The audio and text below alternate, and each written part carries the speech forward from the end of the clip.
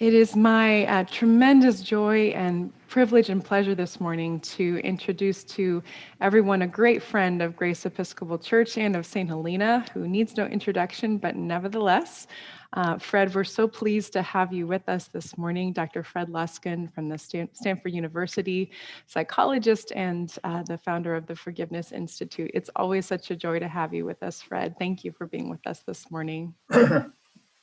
Thanks, Amy, and I appreciate the warm welcome. I do love the fact that I've been speaking to or at or now remotely to this church for I think it's now 16 or 17 years. It's remarkable, and it is weird to be removed physically. I mean, there's just something unusual and unsettling about not being able to connect with people. It's one of the key benefits of when they look at the benefits of religious faith. There is a clear benefit to the community and the relationships and I guess the collective desire to be better human beings.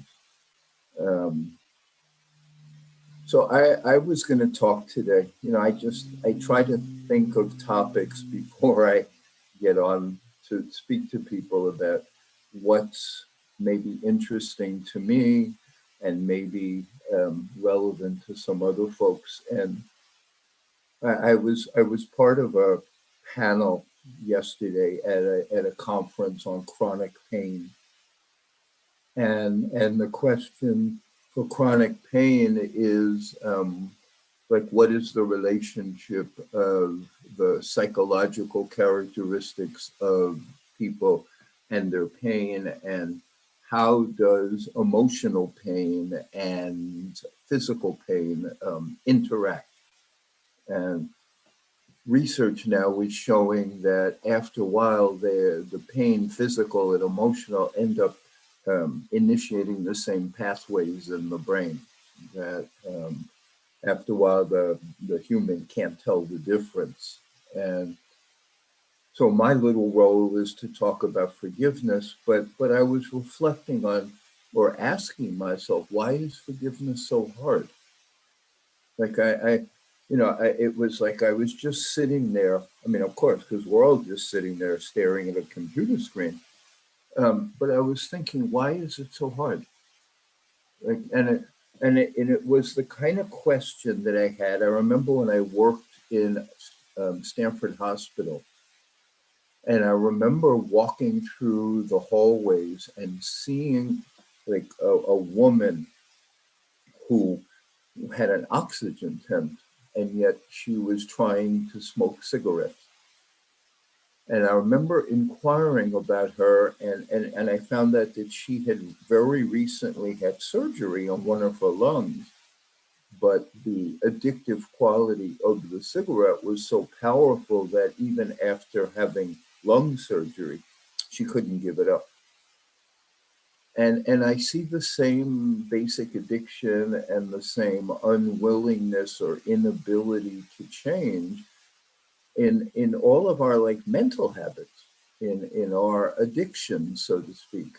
And I mean, I can still see it like this. It was so pathetic and yet so poignant that even after suffering the effects of cigarette smoke, he still was pulled. And, there's signs all over the place, like don't smoke. And, you're going to blow everything up if there's oxygen. And then there she was, like smoking.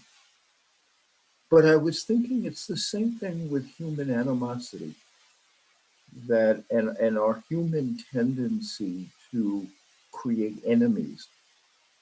And our human tendency, mine included, to take things that we don't like in the world, or take people whose behavior is not what we would hope, and we demonize them and throw them out of our hearts and create judgments around them and do all sorts of weird things of contempt and negativity. And it certainly in my lifetime, I've seen no ebbing of that, and I've seen very little ebbing of that even in people for whom I know it's hurtful. Like you can see that they're suffering because of their harshness. And I was thinking, like, what is that? Like, what is it about us that makes it so hard for us to give up? I'm not even going to say bad habits, just unskillful habits of life. Like that, these are habits that are not helpful. And I was thinking of like what can I say about that? And then I was reading a little bit this morning. I have a couple of books that are like yoga opinions or like ways of looking at some of the things that Christ has said. And I find them very helpful because they don't have the church language. They have a different language and they're more psychological than anything else. And this yoga treatise was looking at blessed are the meek, for they shall inherit. And like it's certainly not something that I think about often, but it was saying that what that saying is about is cultivating the quality of humility.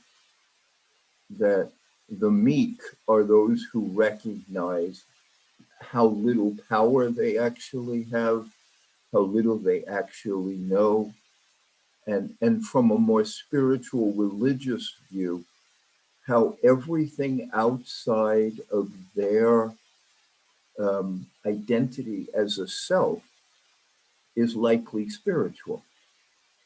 That there's this identity of somebody called Fred, and then there's something undifferentiated right outside of that that is much larger, much more intelligent, much more whole than this Fred sense. I remember once listening to a Ram Dass talk where he was joking around and said that there's two beings left in this universe. There's God and what's left of my ego. And I remember thinking that's catchy. It's like, okay, there's my carved out little corner of the world. And then there's this enormity, which I don't understand. And I grasp on with desperate fear to this little corner because maybe I can understand a little bit about this corner and maybe I can control a little bit about this corner, but it keeps me from experiencing or trusting the enormity of which I'm part. So this blessed are the meek, for they shall inherit is the meekness of our self-identified smallness and the enormity of everything else. The tiny, tiny, tiny little awareness that Fred has versus the vast whatever of everything else. The meek, those who are willing to be in the humbleness and I'm going to say, the more true awareness of seeing how small we are. And this the article was talking all about the foolishness, the absolute foolishness of thinking we own anything. And I've thought that myself. I mean, I'm not comparing myself to a gospel or a deep yogi, but I remember I would walk into people's homes and I would see all these pictures on the walls of their little family. And they usually have the 40 to 60-year-olds, whatever it was, parents in the middle. And on one side was children, and on the other side were the older grandparents and stuff. And they would create this illusion of being the center of something. this ridiculous sense of something in this enormous quay of human generations. But each person wants to stop it so they can be central, so they can make believe that, like, this house is mine, these kids are mine, these parents are mine, when it's all fantasy. I mean, it's all make believe. Nobody belongs to us. Our parents are not ours. They're, temporary. And then we find out that we're not even ours because we die and our kids don't belong to us. But that central kind of arrogance, oh, this is mine, I own it in this world, rather than our temporariness and our use of things. So this little piece of scripture is about, like, being able to see truthfully the our actual place in this world, and then doing what we can within ourselves to feel safe in it. Like, we all make a decision that our safety is in building up this self and making it strong. And there's some value to that, but it keeps everything else away and has us behave with an absolute lack of humility. And then you get all of these people who have that same absolute lack of humility, and they fight with each other. This is my this is your that, this is this, that, and the other thing. And you're going to have squabbles. There's no way. Even animals have, like, territorial disagreements. But the extent of our identification with what's ours is since it's not humble and it's not in alignment with our actual influence, it causes us to misperceive things and causes us a great deal of suffering when that enormous world does not behave the way we think it should. So there's this lovely quality of humility, just of a right relationship, as the Buddhists would refer to it. They have their qualities of right conduct, and one of them is right relationship to people, right relationship to life. But the other place that this lack of humility limits us is it makes gratitude challenging. And from everything I can see, and I know I've said that in different talks at this church, the simple quality of gratitude and appreciation are the entree out of our self-encapsulated prison. To notice what's outside with thank you, with appreciation, with acknowledgement.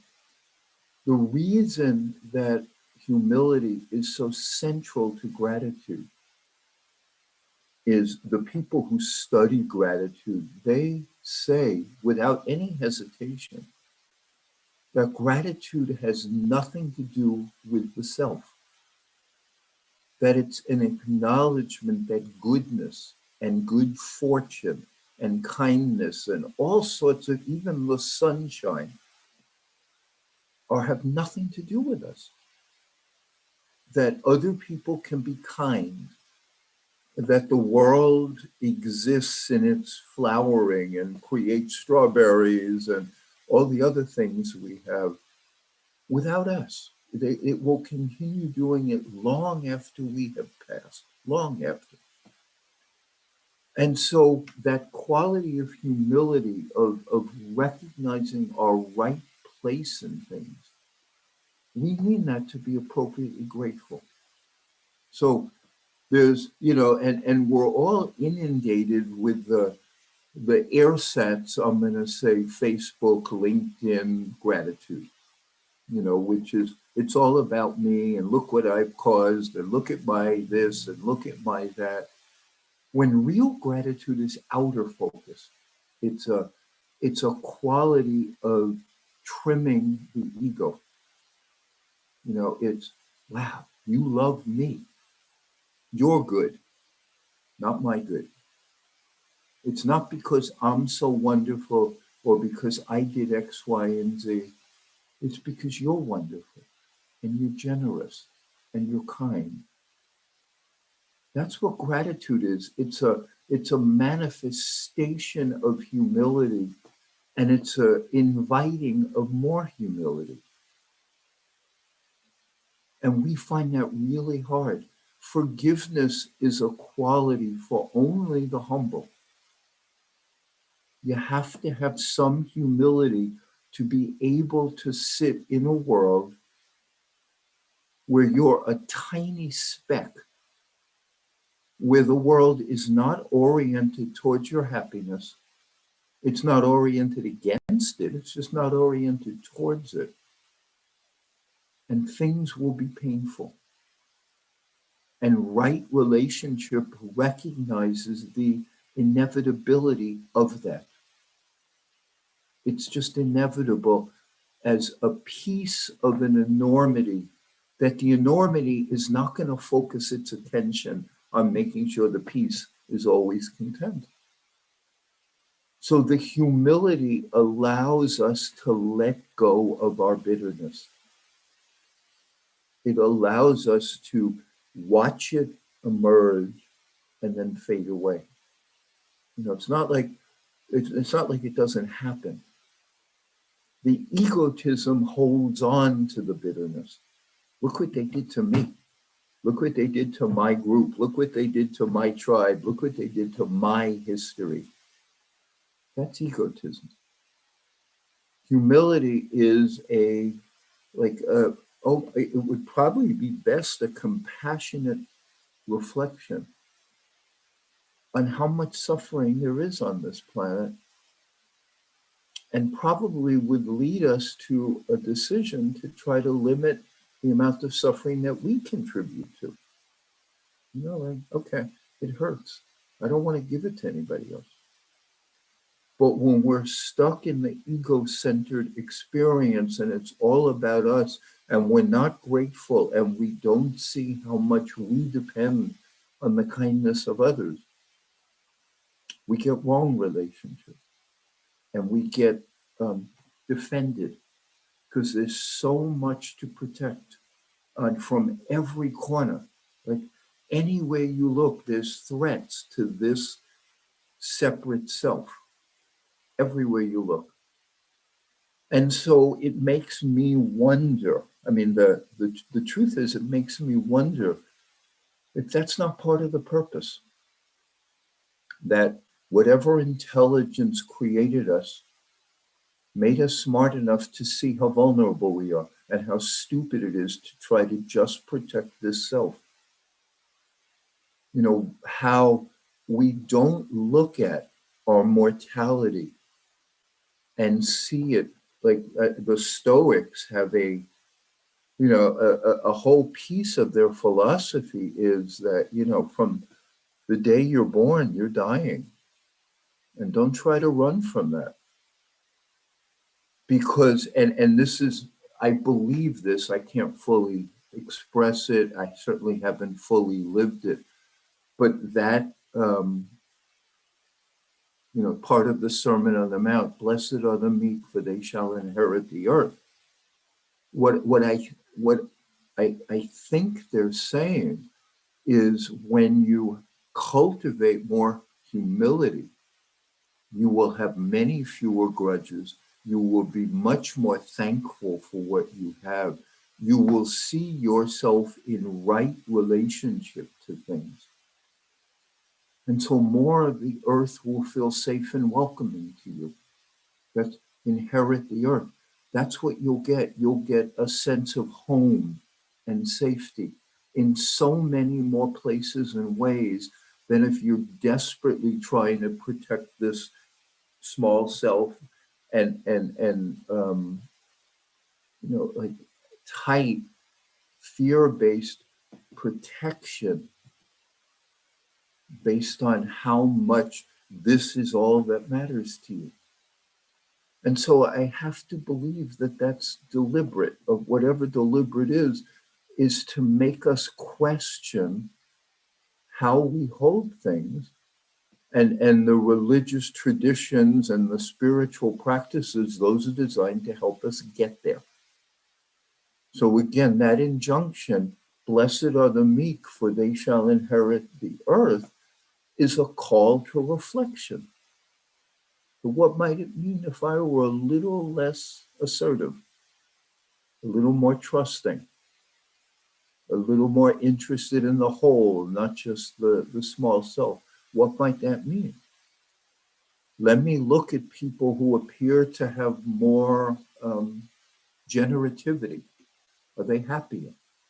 Let me look at people who are very tightly concerned about self. Are they happy? I believe these biblical kind of exhortations are there for us to reflect upon and examine and ask ourselves if and how they fit into our lives, that they're designed as instigators of our thinking and our practice. The last thing that I will say, and then I'm going to stop, is and I probably have said this before, the Buddhists have a wonderful practice for right relationship. And it's just reflect upon anything in your life that you think you do yourself. Anything. Go shopping, go to work, make furniture, buy a home, anything. And just look at how many other people had to help you at every step of the way. Otherwise, you have nothing. You may think you're buying a house because of your income, but part of it is a safe social structure that allows you to have a home that's not attacked by other people. You have to have title companies. You have to have all sorts of stuff that we don't operate in a vacuum. But the Buddhists make that suggestion of just tracing a little bit outward all the things that you think you did on your own, for yourself, by your own effort, and just recognize there's no such thing. That you're always, always part of a community, and like we always need and depend on something bigger than ourselves operating successfully. Otherwise, our life falls apart. Anyway, I thank you all again for your time. it's I want to. I'm thinking of humility. Like, hope I said something that was some use. It's like, because you never know. But anyway, I thank you all for your time, and it is always nice for me to be part of this church community. So thank you very much.